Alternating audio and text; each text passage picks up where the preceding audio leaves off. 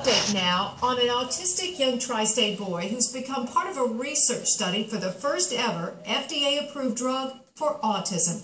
And as Araceli Teal found out today, this drug's working, isn't it? That's right, and I first met the Hebners last February. They are now almost 3 months into a year-long autism study and showing amazing results with what for them has been a life-changing drug.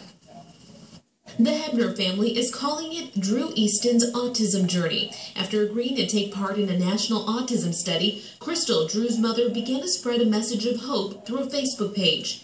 Drew, now 7.5 years old, began taking Memantine or Namenda, a commonly used Alzheimer's drug, in February.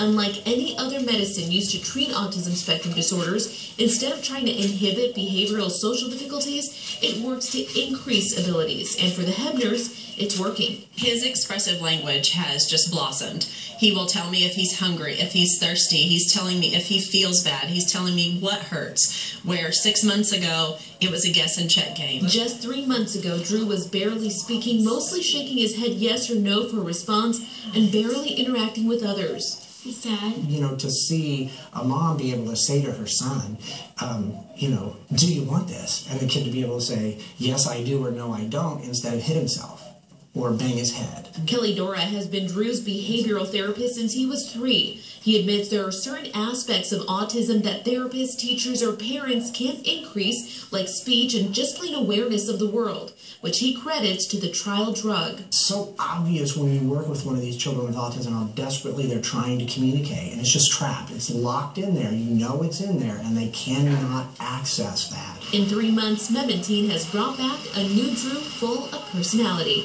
I'll ask him a question.